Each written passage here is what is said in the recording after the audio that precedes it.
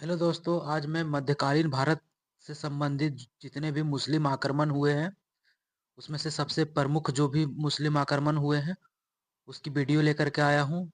तो आइए मध्यकालीन भारत में हम सबसे पहले मुस्लिम आक्रमण को समझते हैं। तो भारत पर सबसे पहले दो प्रकार के मुस्लिम आक्रमण हुए हैं। पहला है अरब आक्रमण और दूसरा है तुर्क आक्रमण।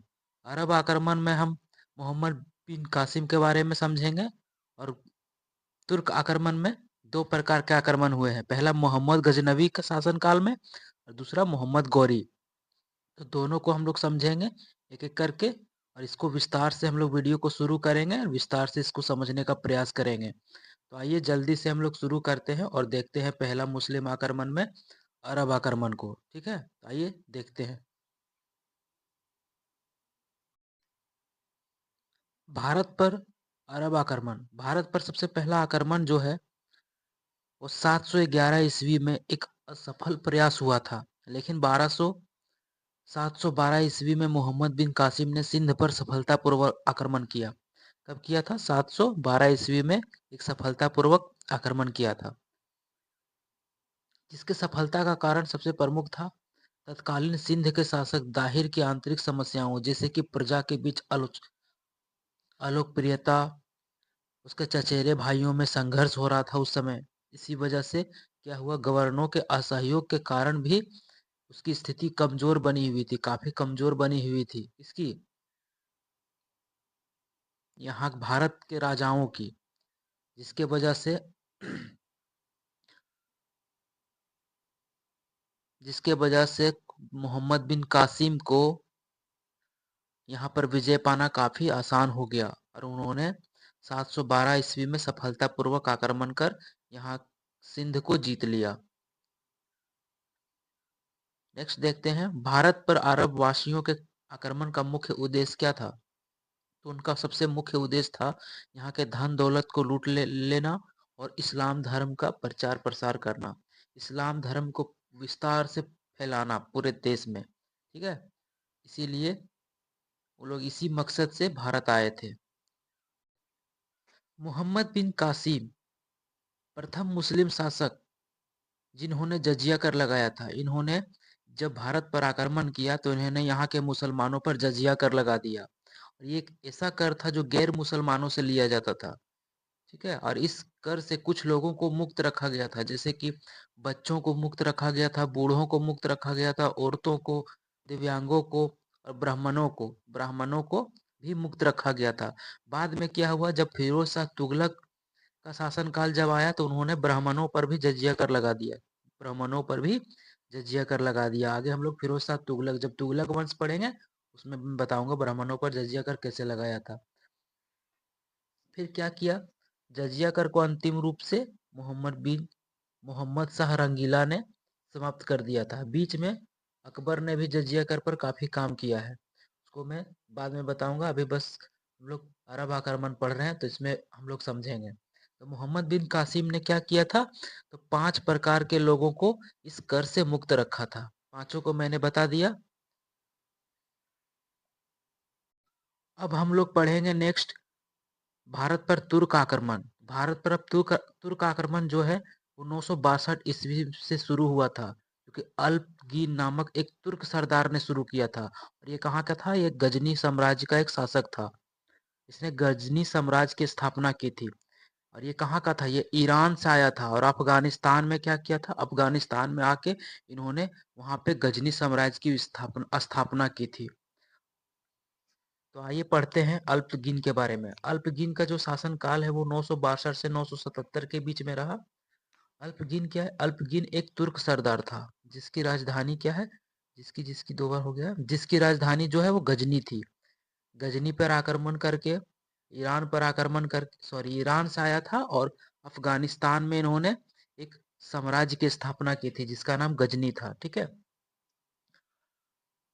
उसने अपनी राजधानी गजनी बनाई थी। अल्पगिन की मृत्यु के बाद उसका दामाद जो है सुबुक्तगीन 977 ईस्वी में गजनी की गद्दी पर बैठा था। ठीक है, 977 में गजनी की गद्दी पर बैठा था। भारत पर सबसे पहला आक्रमणकारी जो हुआ था वो सुबुक्तगीन ही था, जो अल्पगीन का दामाद था सुबुक्तगीन। यही भारत पर सबसे पहला आक्रमणकारी था। ठीक है। सुबुक्तगीन ने 986 में पंजाब के शाही वंश के शासक जयपाल पर आक्रमण कर उसको परास्त कर दिया था, और तब से उन्होंने यहाँ की सत्ता पर अपना हक जमाना शुरू कर दिया था। ठीक है। सुबुक्तगीन का जो शासन काल है सुबुक्तगीन का, वो 977 से 97 के बीच में रहा था। 997 के बीच में रहा। ये दो लाइन ये दो लाइन बाद में, पहले यहाँ से देखते हैं। अल्पगीन की मृत्यु के बाद सुबुक्तगीन गजनी की गद्दी पर बैठा था। कहाँ पे बैठा था? गजनी की गद्दी पे। प्रारंभ में वो एक दास था। दास किसको बोला जाता? उस समय जो भी उसका सबसे पसंदीदा जो नौकर होता है, उसी को वहां पे दास बोला जाता था। वो नौकर नहीं होता है, वो एक सैनिक होता था जो बहुत ही विद्वान होता था, और सबसे नजदीक होता था वो राजा के। उसी को वहां पे दास बोला जाता था।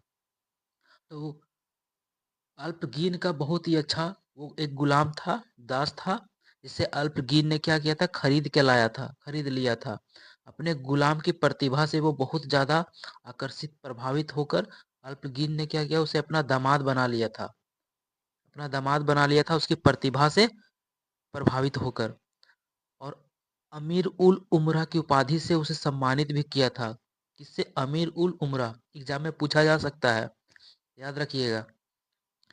सुबुक्तगीन भारत पर आक्रमण करने वाला पहला तुर्क शासक था। तो अभी बताया, सुबुक्तगीन जो है यही मोहम्मद गजनवी का पिता है। ठीक है, आगे चल के अभी बताऊंगा। तो सबसे पहले इसमें हम लोग क्या समझे? इसमें यही समझे, सुबुक्तगीन जो है वो पहले एक दास था, और उसे अमीर उल उमरा की उपाधि से नवाजा गया था। इसका शासनकाल जो है 977 से 997 के बीच में रहा, और ये गुलाम था जिसको अल्पगीन ने खरीद लिया था। ठीक है। सुबुक्तगीन की मृत्यु के बाद पहले उसके छोटे बेटे इस्माइल खान ने गद्दी संभाली, लेकिन कुछ समय के बाद उसका जो बड़ा भाई है महमूद ने विद्रोह कर दिया। दोनों के मध्य उत्तराधिकारी बनने के लिए क्या हुआ? युद्ध हुआ, जिसमें अब्दुल कासिम महमूद विजय हुआ, और अब्दुल कासिम महमूद गजनवी के नाम से शासक बना। गजनी का शासक गजनवी, याद रखिएगा। ठीक है, गजनी का शासक था गजनवी, महमूद गजनवी, और इसी के नाम से ये शासक बना। छोटा भाई इस्माइल था, जिसको हरा करके महमूद ने सत्ता अपने हाथ में लिया, और वहां पे गजनवी के नाम से शासक बना। याद रहेगा। अब आगे देखते हैं। ने जो 1001 ईस्वी में पेशावर के पास जयपाल पर हमला किया था। दूसरा इन्होंने 1004 में भाटिया पर आक्रमण किया था। इसमें से कुछ मैंने प्रमुख आपको बताने का प्रयास किया है। 17 बार किए हैं कुल, 17 को मैं नहीं बता रहा हूँ, कुछ कुछ है। देखिए, 1004 में भाटिया पर आक्रमण किया। 1008 में इन्होंने जयपाल के पुत्र आनंदपाल को परास्त किया था। 1013 में थानेश्वर पर हमला किया। 15 में कश्मीर पर आक्रमण किया। 18 में कन्नौज और मथुरा पर आक्रमण किया। और 1025 में इन्होंने सोमनाथ मंदिर पर सबसे प्रसिद्ध आक्रमण किया। इसमें बहुत सारे भारत में सोने चांदी को ये लूट के ले गया वहाँ से, सोमनाथ मंदिर से। 1027 में जाटों के विरुद्ध भी अंतिम आक्रमण इनका था। अब इसके बारे में आगे चर्चा करके पूरा डिटेल्स में बताएंगे कि जाटों के विरुद्ध इसका आक्रमण जो था वो किस प्रकार से था। जब सोमनाथ मंदिर से धन को लूट करके जब वापस जा रहे थे, तो पंजाब में यहाँ यहाँ पे पंजाब पड़ता है, मैप से समझिए। यहाँ पे पंजाब में यहाँ कुछ समुदायों ने इनके सैनिक पर हमला कर दिया, जिनके बाद क्या हुआ, उन्होंने उनसे कुछ संपत्ति को वापस लूट के ले आया। वो इतने थके हुए थे कि वापस जाटों से मुकाबला नहीं कर पाए, जिसके वजह से वापस गजनी लौट गया। इस तरह से वापस गजनी लौट गया। और कुछ दिन के बाद गजनी आराम करके अपने सैनिकों के साथ फिर वापस लौटा भारत। और 1027 ईस्वी में उन्होंने दोबारा जाटों पर फिर से हमला किया। और पूरा बस्ती को उजाड़ दिया, पूरे उसके कबीले को तहस नहस कर दिया, सारे जाटों को मार दिया, औरतों को मार दिया, और वहाँ पे पूरा बंधक बना लिया गया, वहाँ के औरतों को बंधक बना लिया गया, बच्चों को बंधक बना लिया गया, और कुछ को मार भी दिया। ठीक है, तो मैप से थोड़ा सा ज़्यादा समझ में आता है, इसलिए मैप बाय थोड़ा समझाने का प्रयास किया हूँ। महमूद की जो मृत्यु है वो 1030 ईस्वी में हुई थी, 1030 ईस्वी में हो गई थी। इतिहासकारों के अनुसार वो अपने जीवन के अंतिम 2 साल बहुत ही गंभीर रूप से बीमार हो गए थे, खासकर जिगर लीवर की बीमारी उसे हो गई थी, और वो बहुत ज़्यादा बीमारी से पीड़ित थे, जिसके कारण 59 वर्ष की अवस्था में उनका निधन हो गया। 59 वर्ष की अवस्था में उनका निधन हो गया था। अपने शासनकाल में उन्होंने 33 वर्षों तक शासन किया। सुल्तान की उपाधि धारण करने वाला पहला शासक था, जो उसे खलीफा से अलग करती थी। सुल्तान की उपाधि धारण करने वाला पहला शासक था मोहम्मद गजनवी।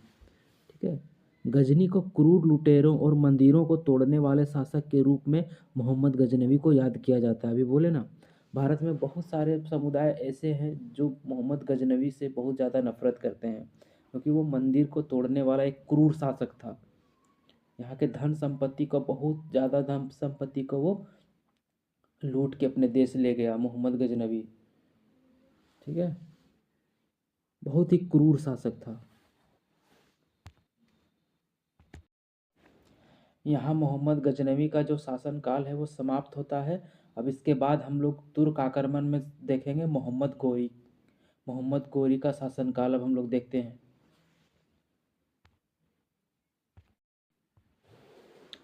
अब हम लोग मोहम्मद गोरी के बारे में समझते हैं। 1173 से लेकर 1206 तक मोहम्मद गोरी का कार्यकाल रहा। अब मोहम्मद गोरी जो है वो गोर का शासक था। गोर सब महमूद गजनवी के अधीन एक छोटा सा राज्य था। कहा क्या था? गोर का शासक था वो, जहाँ शहाबुद्दीन मोहम्मद गोरी 1173 ईस्वी में शासक बना था। ठीक है, मोहम्मद गोरी ने भारत पर पहला आक्रमण जो है वो 1175 ईस्वी में मुल्तान के विरुद्ध किया था। मुल्तान, ठीक है, मुल्तान के बारे में मैप से मैं दिखाऊंगा मुल्तान कहाँ पड़ता है। दूसरा आक्रमण जो है वो 1168 ईस्वी में पाटन गुजरात पर हुआ, और यहाँ के शासक भीम द्वितीय ने गोरी को बुरी तरह से हरा दिया था। मोहम्मद गोरी ने भारत पर बहुत सारे आक्रमण किए, छोटे छोटे बहुत सारे आक्रमण किए। इसको किताबों में नहीं दिखाया है, नहीं लिखा है, लेकिन इन्होंने किया है। कुछ किताबों में लिखा हुआ मिलता है कि इन्होंने लगभग 15-16 बार भारत पर छोटे छोटे आक्रमण किए हैं। मोहम्मद गोरी ने भारत पे कई छोटे छोटे युद्ध किया, जिसमें से कई बार उसको हार का सामना करना पड़ा है। मोहम्मद गोरी द्वारा लड़ा गया सबसे प्रमुख युद्ध जो है वो तराइन का प्रथम युद्ध है। तराइन का प्रथम युद्ध से मोहम्मद गोरी को काफ़ी प्रचलन होने लगा, और तराइन के युद्ध से ही गोरी को बहुत करारा हार का सामना करना पड़ा, जो पृथ्वीराज चौहान के साथ हुआ था। मोहम्मद गोरी द्वारा लड़ा गया सबसे प्रमुख युद्ध तराइन का प्रथम युद्ध, जो 1191 में पृथ्वीराज चौहान से हार गए थे। पृथ्वीराज चौहान के साथ इनकी लड़ाई हुई थी तराइन का प्रथम युद्ध में, और मोहम्मद गोरी हार गए थे। दूसरा क्या है? तराइन का दूसरा युद्ध 1192 में पृथ्वीराज चौहान को हराकर उत्तर भारत में तुर्की सत्ता स्थापित की थी। पृथ्वीराज चौहान को इन्होंने हरा दिया था। इनके हार का कारण, सबसे मेन कारण जो था, वो इनके ससुर जी थे, जिनका नाम जयचंद था। जयचंद ने विभीषण का काम किया भारत में, जिसके वजह से मोहम्मद गोरी ने पृथ्वीराज चौहान को हरा दिया। एक पृथ्वीराज चौहान जो है वो एक हिंदू शासक था, जो भारत की सत्ता पर काफ़ी मजबूत शासन कर रहा था। और इसके हारने का कारण जो है वो जयचंद था, जिसकी बेटी से इनकी शादी हुई थी। अभी मैं आगे सब कुछ बताऊंगा। देखिए, तीसरा युद्ध जो है इनका, तो चंदावर का युद्ध है, जो 1194 में जयचंद को हरा दिया था। जयचंद को तो हारना ही था। सबसे पहले जयचंद ने मोहम्मद गोरी को अपने राज्य में बुलाया, अपने क्षेत्र में बुलाया, पृथ्वीराज चौहान से मुकाबला करने के लिए, क्योंकि पृथ्वीराज चौहान जो है उसकी बेटी से विवाह कर लिया था, जिससे जिससे जयचंद जो है वो काफ़ी नाराज़ था, जिसके कारण से जयचंद ने मोहम्मद गोरी के साथ मिलकर पृथ्वीराज चौहान को तराइन का दूसरा युद्ध में हरा दिया। और बाद में मोहम्मद गोरी ने जयचंद को भी 1194 में मार दिया।